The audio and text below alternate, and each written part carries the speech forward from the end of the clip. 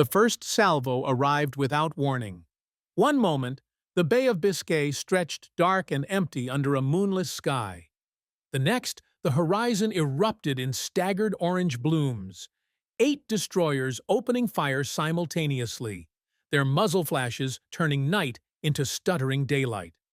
"Fire, Uberfall!" someone screamed from the aft gun mount. Fire ambush. Hank didn't move. He couldn't. He stood riveted to the bridge wing, watching something his training had never prepared him for. The Americans weren't firing salvos. They weren't waiting for spotting corrections. They weren't calculating range or windage or any of the careful gunnery mathematics German naval doctrine worshipped. They were simply filling the ocean with metal. 5-inch shells screamed overhead in streams, not volleys, streams, the sound like continuous tearing fabric. Waterspouts erupted in forests, 50 meters tall, marching toward Z-32 in walls of white foam and spray. 40-millimeter tracers stitched the darkness in geometric patterns.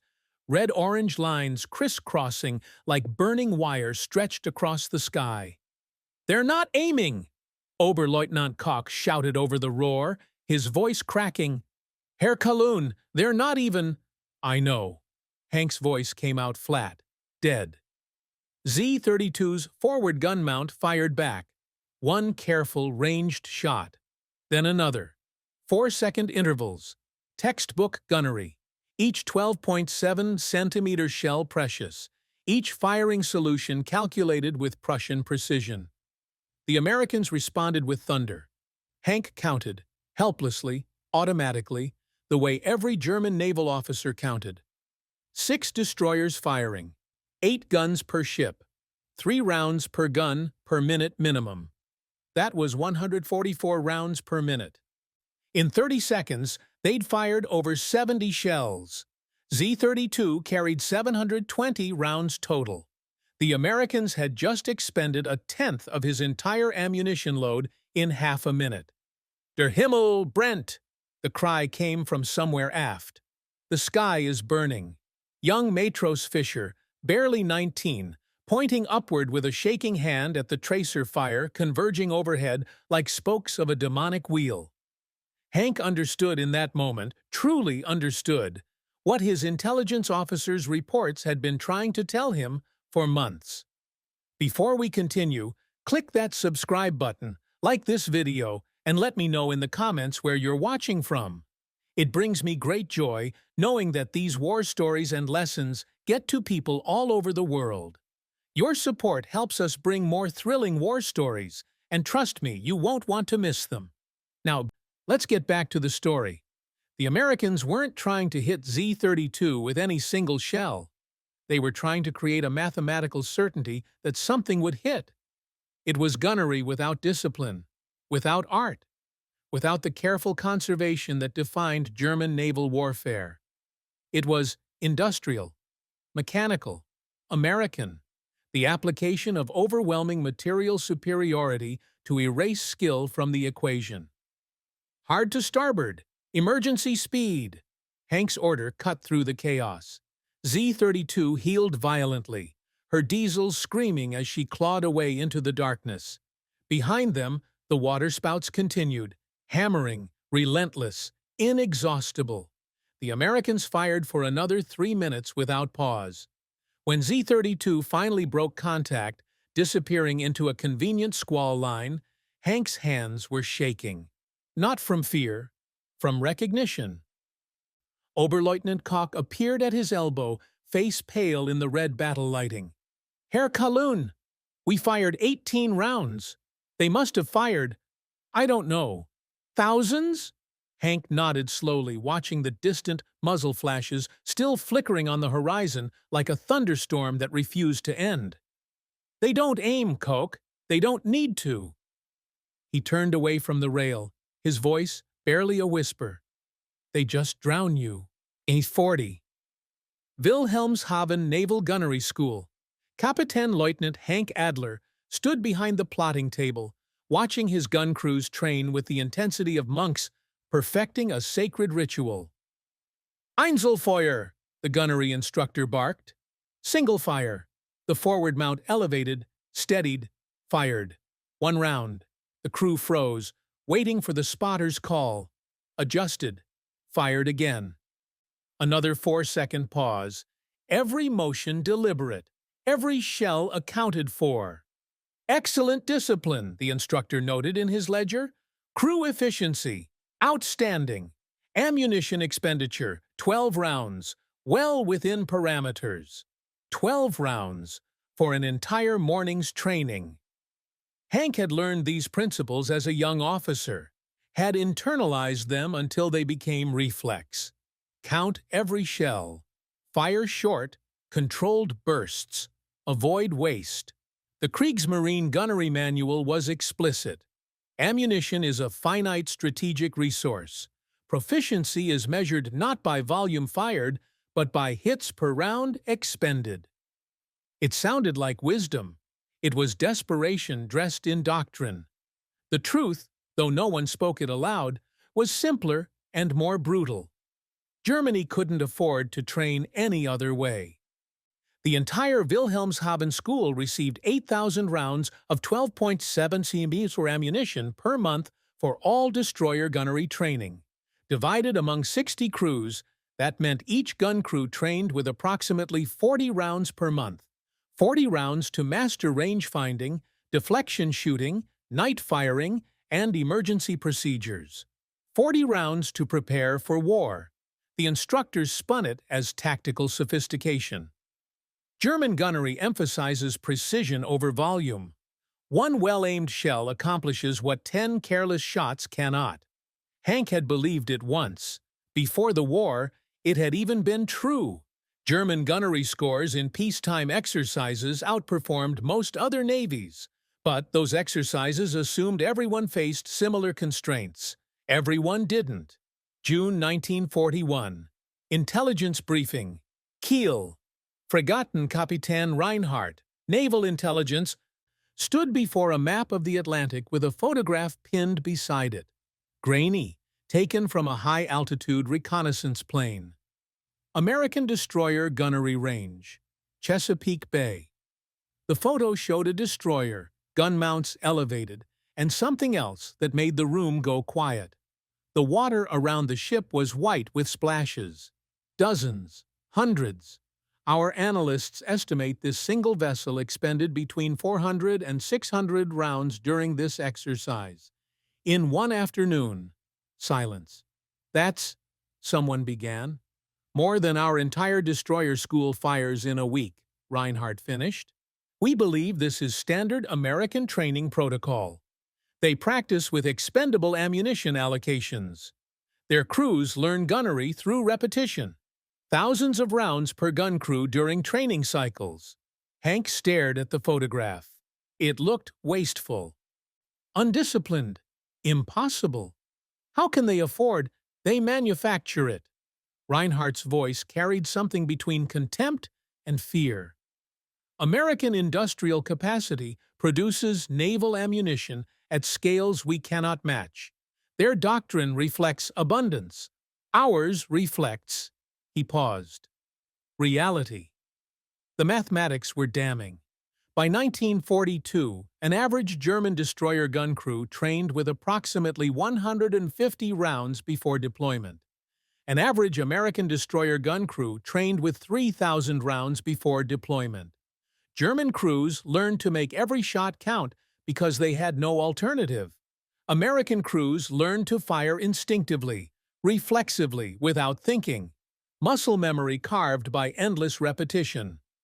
In peacetime exercises, German precision won. In combat, when exhaustion, fear, and chaos turned careful calculation into fatal hesitation, American crews kept firing. They fired when tired, when scared, when unsure.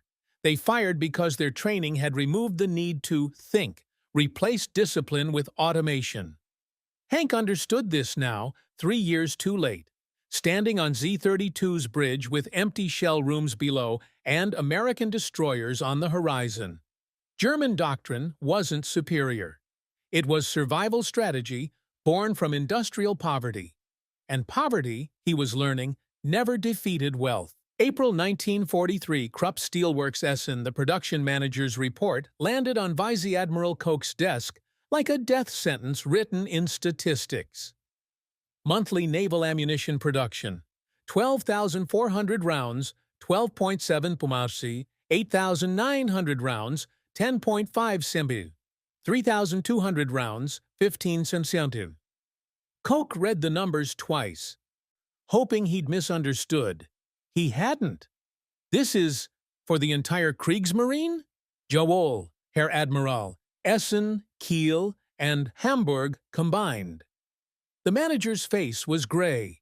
Steel allocation for naval shells has been reduced again. The Führer prioritizes tank production, and the RAF bombed No. 3 furnace last week. We're operating at 40% capacity. Koch did the arithmetic in his head. 12,000 destroyer rounds per month. The Kriegsmarine had 60 operational destroyers. That was 200 rounds per ship per month, barely enough for 2 engagements. What about reserves? There are no reserves, Herr Admiral. The same week, Naval Ammunition Depot, Hastings, Nebraska. Shift supervisor Bill McCarthy checked his production board under the harsh factory lighting. The numbers glowed with American efficiency. April 14, 1943. Daily Production Report. 5-inch shells, 47,000 rounds. 40mm rounds, 340,000 rounds. 20mm rounds, 890,000 rounds. Good day? The floor manager asked. Standard. McCarthy lit a cigarette. We're on pace for 1.4 million 5-inch shells this month. Admiral King wants 1.6, but we'll hit that in May.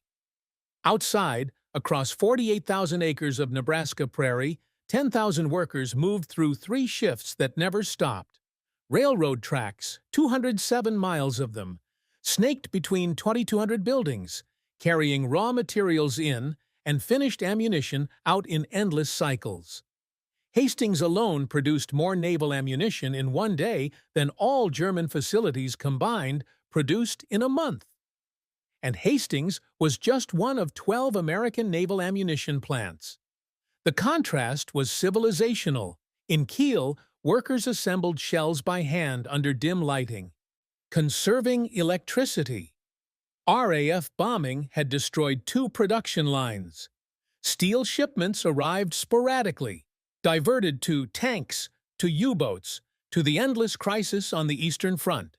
Each shell was numbered, tracked, accounted for like gold bars. In Cleveland, workers operated automated assembly lines under floodlights that blazed all night. Steel arrived by the trainload. Pittsburgh's furnaces ran 24 hours, feeding an industrial machine that treated ammunition like mass-produced consumer goods. Germany's factories were starving. America's factories were gorging. Hank learned this through captured documents, American logistics manifests that read like fever dreams. USS Rainier, AE-5. Cargo Manifest, May 1943. 5-inch shells, 350,000 rounds, 40mm ammunition, 1.2 million rounds. 20mm ammunition, 3 million rounds. One ship, one voyage, carrying more ammunition than the entire German surface fleet would fire in 6 months. By 1944, the disparity had become apocalyptic. Hamburg's naval shell production, 4,000 rounds per month, facility operating at 18% capacity. Bombing damage catastrophic. Detroit's naval shell production, 890,000 rounds per month. Facility expanding, adding 3rd production line. German destroyers sailed with partial ammunition loads, not by choice, but because full loads didn't exist. Captains were ordered to conserve shells for critical engagements. Every sortie became an exercise in rationing. American destroyers sailed with magazines stuffed to capacity. Ammunition ships trailing behind them like mobile arsenals. Fresh shells replacing expended ones faster than crews could fire them. June 1944. Z-32's wardroom. Hank read the latest fleet directive aloud, his voice flat. All destroyer commanders are reminded to maintain strict fire discipline. Ammunition resupply cannot be guaranteed. Reserve minimum 30% of main battery ammunition for return voyage and potential engagement. Oberleutnant Koch laughed, a bitter, hollow sound. Herr Kalun, the Americans probably use 30% just testing their guns before battle. Hank folded the directive carefully and placed it in his logbook. They're not fighting us, Koch.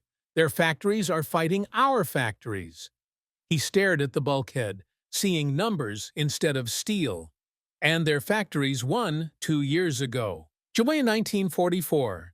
North Atlantic, 200 kilometers west of Brest. Through his Zeiss binoculars, Hank watched something that shouldn't exist. An American task force, 3 cruisers, 8 destroyers, steaming in formation.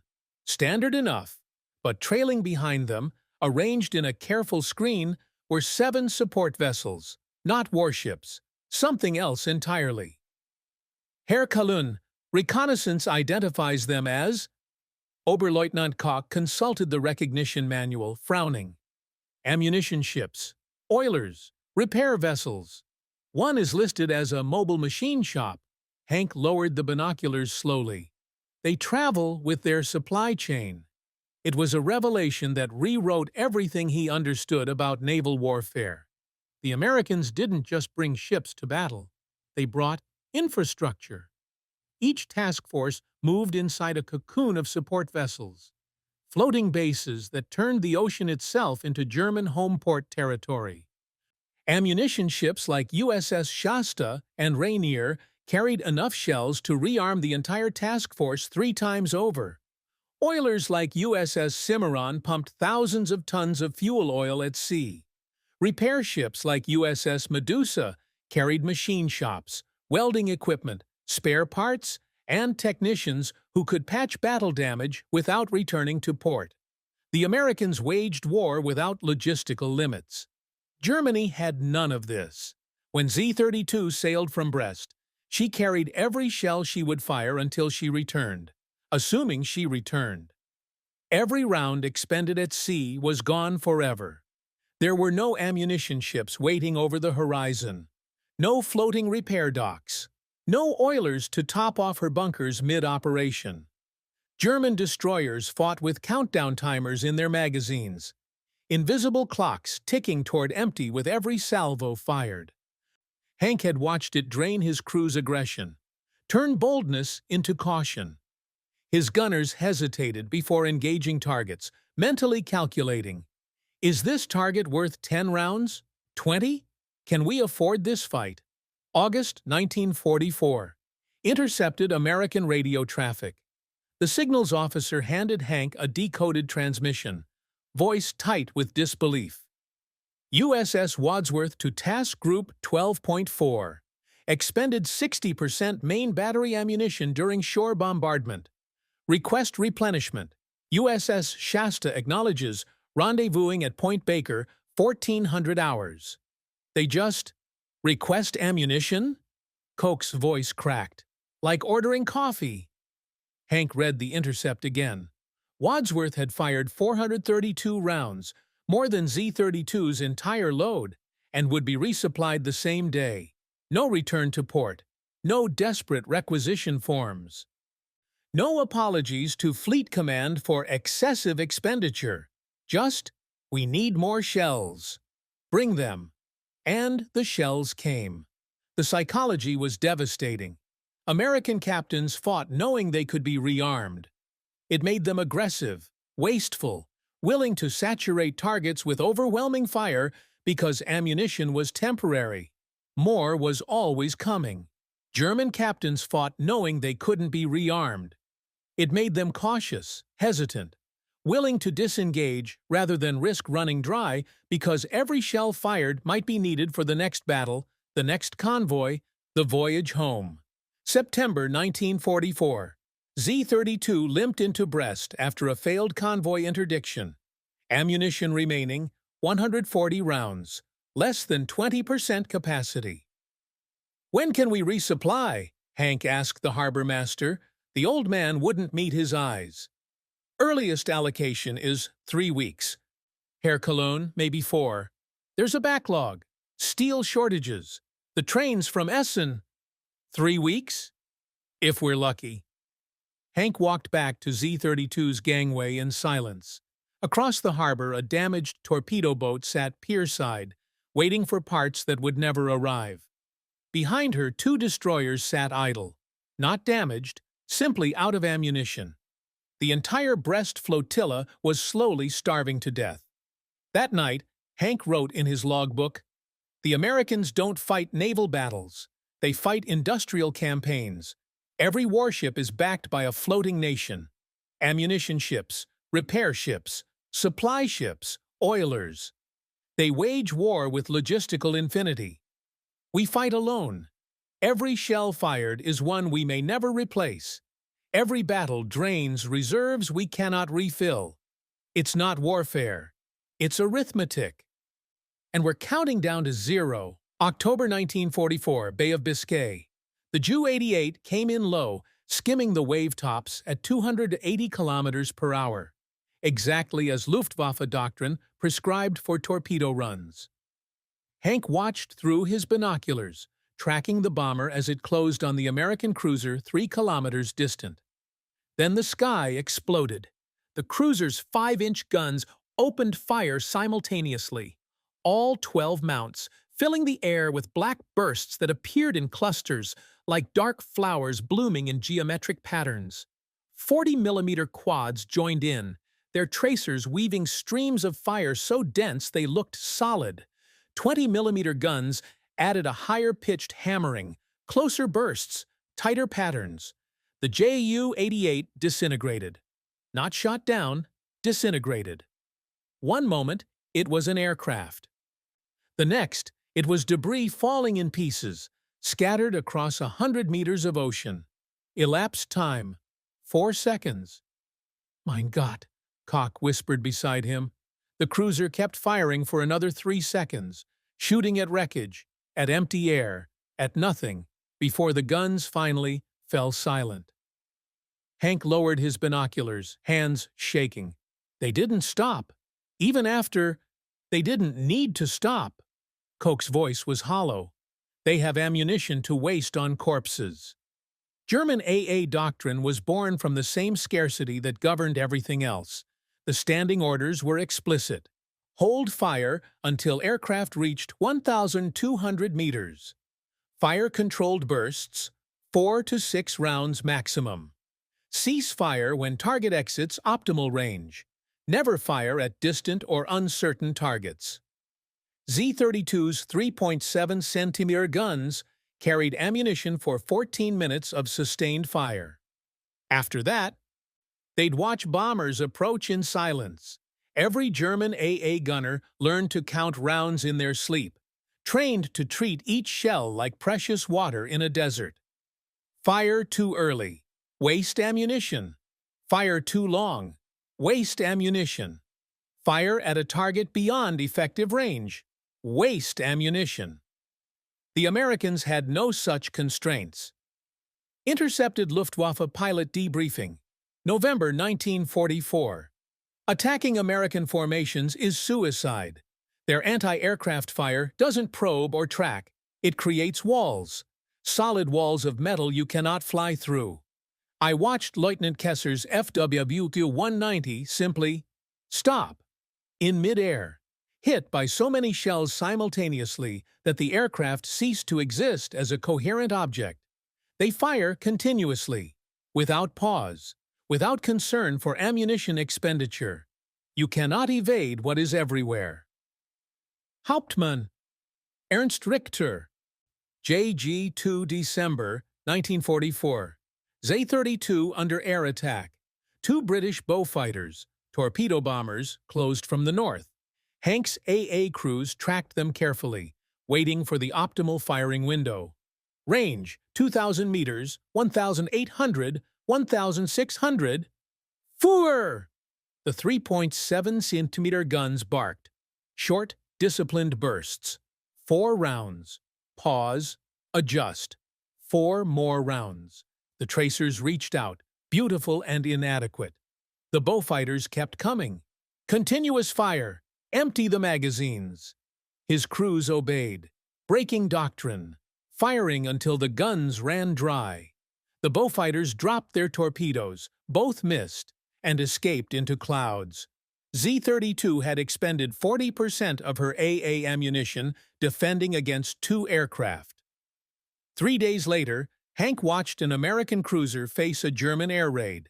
14 Ju-88s attacking in coordinated waves. The cruiser's response was apocalyptic.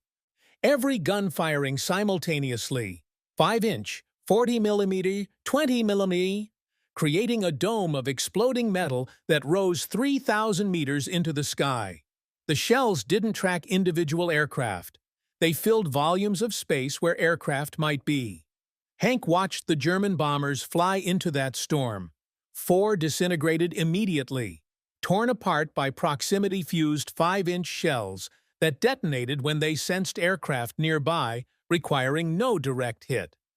3 more staggered, trailing smoke, shredded by 40mm fire. 2 aborted their runs.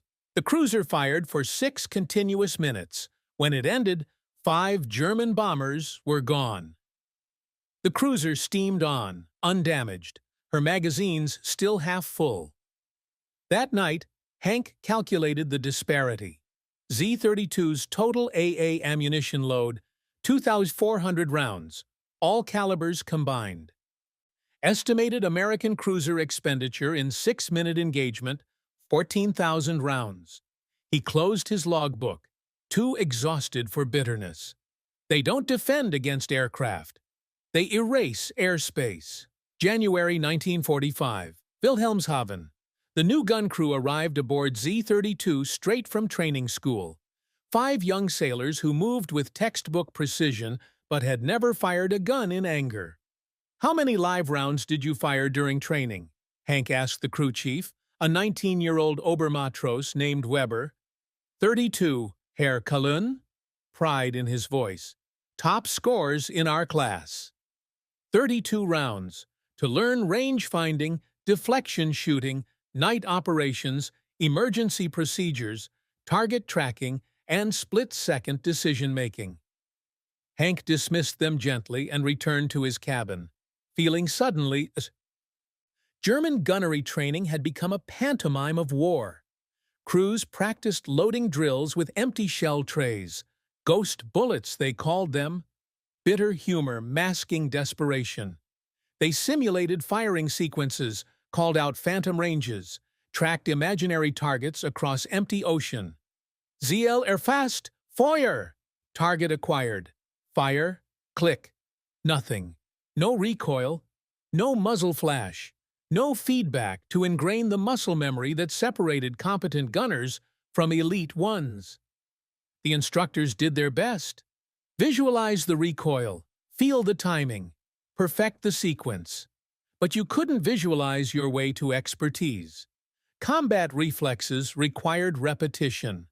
Thousands of iterations that carved responses into the nervous system deeper than conscious thought. Germany couldn't afford thousands of iterations. Germany couldn't afford hundreds. Captured American training manual recovered from USS O'Brien wreckage. Basic gunnery qualification. Minimum 500 rounds live fire per crew member. Advanced qualification.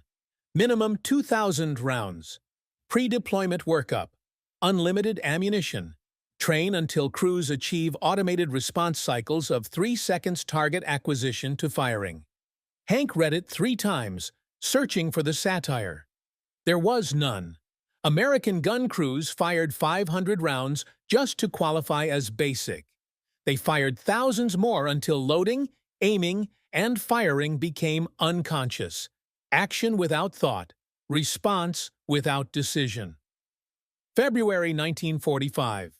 North Sea engagement. The British destroyer appeared through fog at 4,000 meters. Hank's green gun crew scrambled to their mount, moved through the sequence. Load, range, elevate, fire.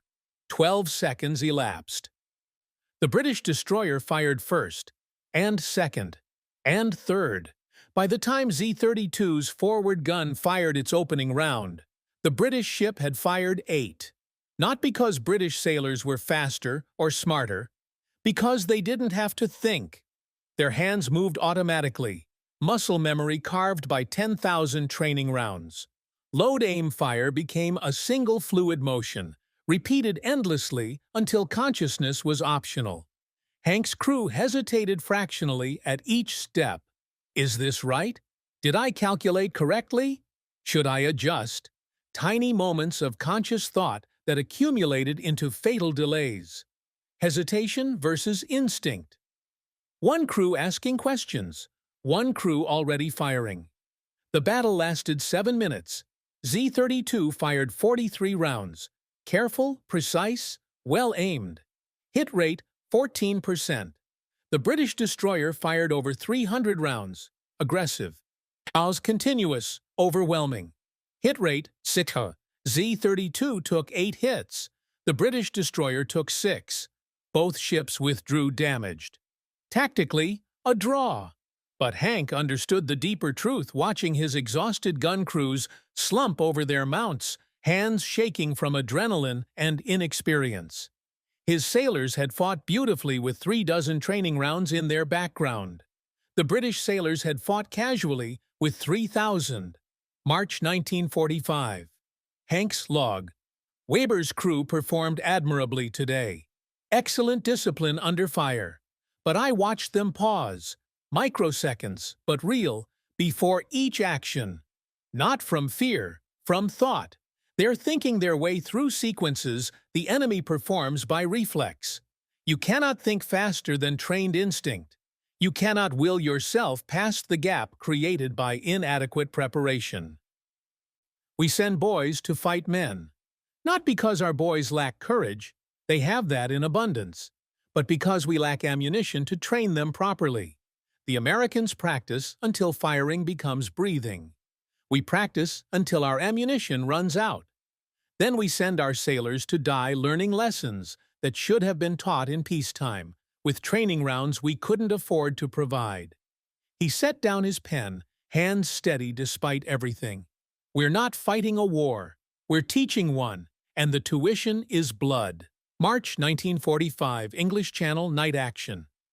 Hank watched through the darkness as the American destroyer, USS Laffey, intelligence said, engaged a flight of German torpedo bombers with such ferocity that her forward 5-inch guns began to glow. Not red, not orange, white. The barrels radiated heat visible from 3 kilometers away. Incandescent metal screaming in protest as shells cycled through mechanisms never designed for this kind of abuse. The guns fired in continuous sequence, no cooling pauses, no barrel management, no concern for metallurgical limits. Just fire. Reload. Fire. Fire. Herr Kalun. Koch's voice carried sick fascination. Those barrels! They'll warp, crack. They're destroying their own guns. Hank said nothing. He was doing mathematics in his head, the kind that killed hope. Z-32's forward gun mount had fired 4,200 rounds since installation 18 months ago. Naval doctrine mandated barrel replacement at 5,000 rounds. Metallurgical fatigue, rifling erosion, accuracy degradation. Hank had filed the requisition in January. Estimated replacement timeline, 6 to 8 months. Kiel's barrel production, 12.7 cm naval gun barrels per month for the entire Kriegsmarine. 60 destroyers competing for 12 barrels. The waiting list was 2 pages long. USS Laffey's forward gun mount had fired an estimated 3,000 rounds in the last week alone. Hank knew this from intercepted maintenance reports.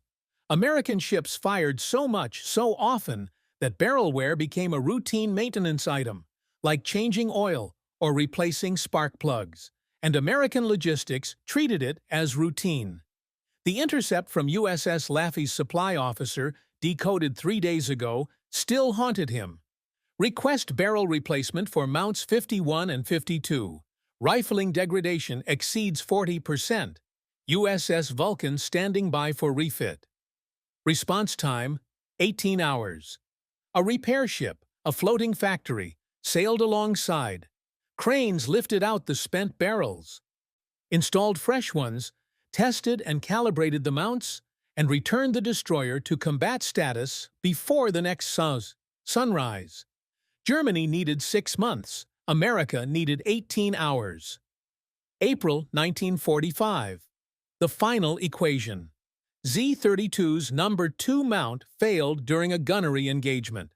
The barrel split, catastrophic metallurgical failure, at round 5,047. 3 sailors injured by the breech explosion. When can we replace it? Koch asked the question they both knew was pointless. There are no barrels. Hank's voice was flat. Kiel's production backlog is 14 months. The war will be over, one way or another, before we see a replacement. Z-32 would fight the remainder of the war with 3 functional guns instead of 4. Across the channel, American destroyers burned through barrels like consumables and received fresh ones faster than they could wear them out. The disparity wasn't tactical. It was existential. German ships nursed worn-out guns, fired carefully to preserve barrel life, rationed shots to extend metallurgical endurance. Every round fired accelerated the countdown to permanent degradation. American ships didn't care. Fire until the barrels glow. Fire until accuracy suffers. Fire until metal fails. Then replace them and keep firing. It was the ultimate expression of industrial overmatch, the ability to treat precision equipment as disposable, to wage war without concern for irreplaceable components. May 1945. Hank's final log entry before Germany's surrender. Tonight I watched an American cruiser fire for 40 minutes without pause. Her gun barrels glowed white-hot, visible heat distortion in the night air. She fired with such volume that she degraded her own weapons through thermal stress. Tomorrow, repair ships will give her new barrels. We cannot replace the barrel we lost 6 weeks ago. Z-32 will end this war fighting at 75% capability, not from battle damage, but from industrial starvation. I understand now what we've been fighting. Not ships, not sailors, not tactics or courage or skill. Factories. American factories that produce barrels faster than wear destroys them. That treat gun mounts as consumable items. That wage war with industrial surplus so vast they can afford to burn out equipment and replace it overnight. We are not losing battles at sea. We lost this war in the Ruhr Valley, in bombed-out production facilities that couldn't feed our ships, the endless stream of replacement parts that modern warfare demands. The Americans didn't outfight us. They outbuilt us, and you cannot shoot your way past that kind of defeat. April 1945, Cuxhaven Naval Intelligence Center. The American 5-inch shell sat on the examination table like an artifact from another civilization. Intact, unexploded. Recovered from shallow water after a failed air raid. Korvettenkapitän Steiner, head of Naval Ordnance Intelligence, carefully unscrewed the fuse assembly while a dozen officers watched in silence. "Unmöglich," he whispered. Impossible. Inside the fuse housing, miniature vacuum tubes, a radio transmitter, a receiver, a battery smaller than a cigarette pack. Circuitry so compact it seemed like jewelry rather than military hardware. "What does it do?" someone asked. Steiner's hands trembled as he held the device under a magnifying lamp. "It senses aircraft, measures distance using radio waves, detonates automatically when the shell passes within lethal range." His voice dropped to barely audible. "No direct hit required." The room went silent. "That's not possible," Fregattenkapitän Werner said flatly. "The engineering alone, miniaturized radio components that survive gun barrel acceleration forces of 20,000 Gs? Impossible. The Americans are... they're..." He couldn't finish. Hank, standing at the back of the room, could finish for him. They're a decade ahead of us. Traditional anti-aircraft gunnery required direct hits. A 5-inch shell had to physically strike an aircraft or pass within 2 meters to inflict damage. Against targets moving at 400 kilometers per hour, performing evasive maneuvers at ranges exceeding 5,000 meters, hit probability hovered around 2%. The proximity fuse changed everything. American shells didn't need to hit aircraft. They needed to pass within 20 meters, and the fuse did the rest. Detection, calculation, detonation, all automated, all happening in microseconds. Effective hit probability, 25%, a 12-fold increase in lethality. "Show me German equivalent," Hank said quietly.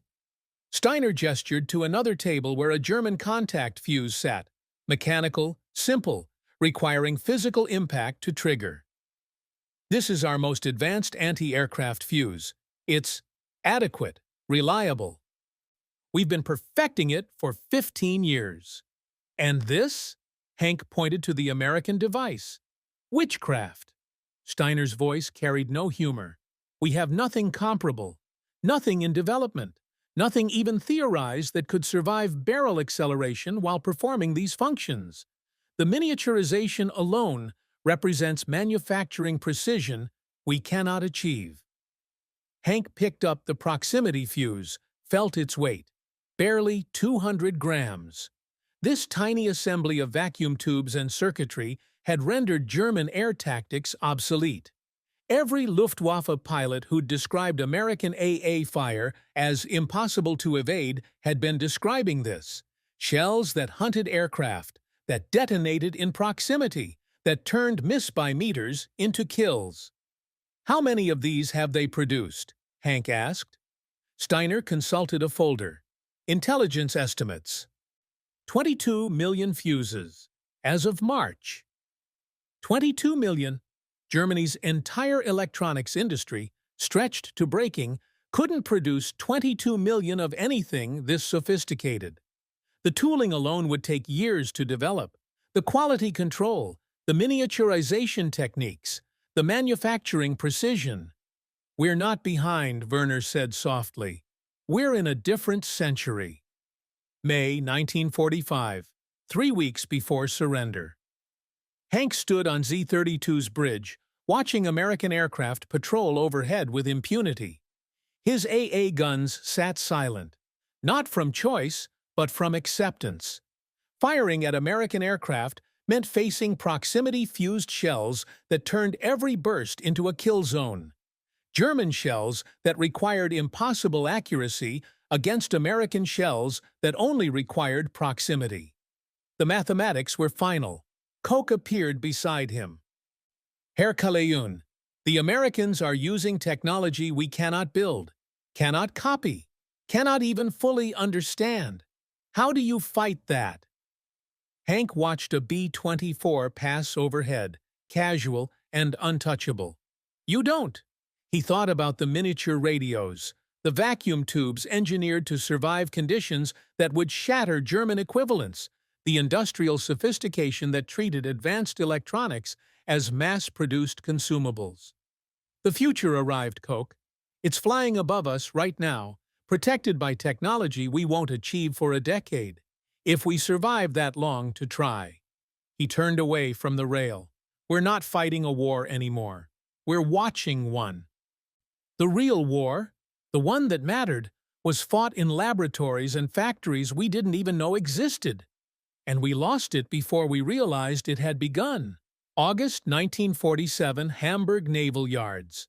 The destroyer sat in gray silence, paint peeling, guns locked in place, pointing at nothing. Z-32, once his command, his home, his weapon, now awaited the cutting torches that would reduce her to scrap metal for a nation rebuilding from rubble. Kapitänleutnant Heinrich Hank Adler, civilian now, stood before her with his hand resting on cold steel that no longer thrummed with engine vibration. "She's a beautiful ship." The voice came from beside him. American accent, naval bearing still evident despite the civilian clothes. The man extended his hand. Commander Richard Walsh, USS O'Bannon. Pacific Theater mostly, but we did some Atlantic runs in 4-4. Hank shook it. Heinrich Adler. I commanded her. He nodded toward Z-32. They stood in silence for a moment, two veterans contemplating the corpse of a war neither had wanted. Can I ask you something? Walsh's voice carried genuine curiosity, not triumph. We studied German naval tactics after the war. Your gunnery scores, fire discipline, crew training, exceptional, top tier. But you pulled back from engagements we thought you'd win. Conserved ammunition when we'd have kept firing. We couldn't figure out if it was doctrine or desperation. Hank's voice was quiet. We counted every shell, Commander. Every single one. Not because our doctrine was superior, because we had no choice. Walsh nodded slowly, understanding settling over his features. We fired more shells in a day than you fired in a month, didn't we? Yes. Hank felt no bitterness saying it. Just exhaustion. Just truth. That is why you won. Walsh pulled out a flask, offered it. Hank accepted. My ship, O'Bannon. We'd fire until our barrels glowed. Run dry. Signal the ammunition ship. Be resupplied before dinner. Walsh took a drink. I never thought about what it meant that you couldn't do the same. We thought about it constantly. Hank handed back the flask. Every engagement, every target, every trigger pull. Is this worth a shell? Can we afford this fight? What if we need ammunition tomorrow? He touched Z-32's hull, paint flaking under his palm like dead skin. Your sailors learn to fire by instinct. Ours learn to hesitate, not from cowardice, from arithmetic. I read your gunnery reports, Walsh tells. The ones we captured. You hit rates were remarkable. Precision born from scarcity. Hank smiled without humor. We made every shell count because we had to. You made volume count because you could. In peacetime exercises, precision wins. In war, he gestured at the silent destroyer, logistics wins. Walsh was quiet for a long moment. If you'd had our production, but we didn't. Hank cut him off gently. That's the point, Commander. The war wasn't decided by courage or tactics or training. It was decided in factories, in supply chains, in the unsexy arithmetic of industrial capacity. He placed both hands on Z-32's hull, feeling the cold metal one final time. Battles are fought by men, he said softly, the words carrying across empty water. Wars are won by the nations that can afford them.